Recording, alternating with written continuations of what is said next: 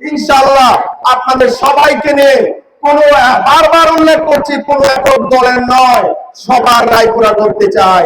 সেই লক্ষ্যে আপনারা কাজ করবেন সবাইকে নিয়ে। আজকে থেকে আমি বলতে চাই, আপনারা এক একজন বদরুজ্জামান হয়ে যেতে হবে, আপনারা এক একজন হাত পাকা প্রতীকের প্রার্থী হয়ে যেতে হবে, হাত পাকার কর্মী হয়ে যেতে হবে।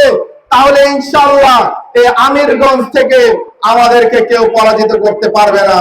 আমি জিজ্ঞাসা করি, আজকে যে আমিরগঞ্জে জনতার ঢেউ নেমেছে, এই জনতাকে কেউ টাকা দিয়ে আনছে? আমিরগঞ্জে যে আজকে জনতার ঢল নেমেছে, এই ঢল কি কেউ আলাদা করে টাকা দিয়ে তৈরি করছে? গতকাল আপনারা দেখেছেন চরাঞ্চলের পাড়াতলি ইউনিয়নেও জনতার ঢল নেমেছিল। এর আগে আমরা দেখেছেন হাইলমারাও জনতার ঢল নেমেছিল। এর আগে আপনারা দেখেছেন আমাদের সেই শ্রীনগর ইউনিয়ন, বাঁশগাড়ি ইউনিয়নের জনতার ঢল নেমেছিল। সামনে যতগুলো জনসভা হবে সবগুলোতে জনতার ঢল নামবে, ঠিক কিনা? এই জনতার ঢলে রায়পুরায় আগামী 12 তারিখ হাত পাকা বিজয় হবে, রায়পুরার 10 লক্ষ মানুষের বিজয় হবে এবং রায়পুরার আকাশে বাতাসে ইনসাফের পতাকা পটপট করে উঠতে থাকবে ইনশাআল্লাহ। সেই জন্য আমার ভাই বলেছেন আমাদের আমিরগঞ্জ ইউনিয়নে কিছু ট্রেন স্টপেজ হয় না, ঠিক কিনা? আমি বলেছি আমিরগঞ্জ স্টেশনে যতগুলো, কারণ এটা একটা ভিআইপি জোন, ঠিক কিনা? আমিরগঞ্জের মানুষ কিন্তু নরমাল না, ঠিক কিনা বলেন? তারা ভিআইপি মানুষ আমিরগঞ্জ, ঠিক কিনা? এই ইউনিয়নের যে নরসিংদীতে যতগুলো ট্রেন থামে সবগুলো ট্রেনও আমিরগঞ্জ থামতে হবে, ঠিক কিনা? এর জন্য আমরা সর্বাত্মক ভাবে কাজ করব।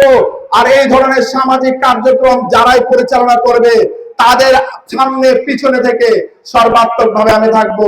এই আহ্বান জানিয়ে সবাইকে ধন্যবাদ জানিয়ে, ভাইরা আজকে থেকে আর পিছুটান থাকা যাবে না, ঘরে ঘরে চলে যেতে হবে। পারবো না ইনশাআল্লাহ? সবাইকে অনেক অনেক ধন্যবাদ।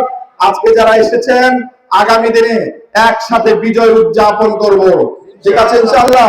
সেই আহ্বান জানিয়ে সবার প্রতি কৃতজ্ঞতা জানিয়ে আমি আমার বক্তব্য শেষ করছি। আল্লাহ হাফেজ।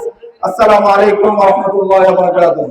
মার কাছে ওই কোন সমাজ হাত পাকা, ওই পুরো হাত পাকা।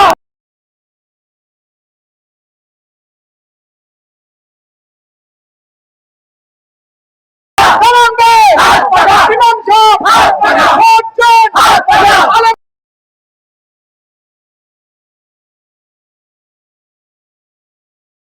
জানতে চাই আমাদের আমিরগঞ্জ, আপনি যেটা বলছেন পুরসভা করবেন, রাস্তাঘাট করবেন, সন্ত্রাস মাদকের বিরুদ্ধে আপনার চরমোনাই যদি ইনশাআল্লাহ আমরা কবুল করে কি ভূমিকা রাখবেন? আমি বলেছি রায়পুরায় আমি শুধু একক দলের মনোনীত হলেও আমি রায়পুরা সবার প্রার্থী, এটা বলেছি। এবং একইভাবে আমি রায়পুরা ফার্স্ট প্রায়োরিটি আমার কাছে। রায়পুরার সমস্যা নিয়ে আমি কাজ করছি।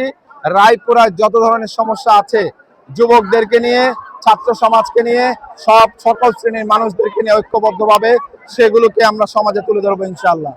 এবং চরাঞ্চলের টেরো যুদ্ধের বিরুদ্ধে কি ভূমিকা রাখবেন? চরাঞ্চলে যে মরণবিধি টাটা যুদ্ধ, এটা এখন আর টাটা যুদ্ধে নাই, সেটা এখন হয়ে গেছে এক ধরনের অস্ত্রের যুদ্ধে পরিণত হয়েছে। ইনশাআল্লাহ আমি যদি নির্বাচিত হই, সবাইকে নিয়ে ঐক্যবদ্ধভাবে এই অস্ত্রের যুদ্ধের বিরুদ্ধে সর্বাত্মকভাবে, আইনিভাবে, সামাজিকভাবে, রাষ্ট্রীয়ভাবে সবগুলো ইনশাআল্লাহ মোকাবেলা করে সমাজকে সুন্দর সমাজে পরিণত করব। আর আমি আমার রায়পুরাবাসী সকলের কাছে হাত পাকা প্রতীকে ভোট চাই, দোয়া চাই, এই কামনা করি।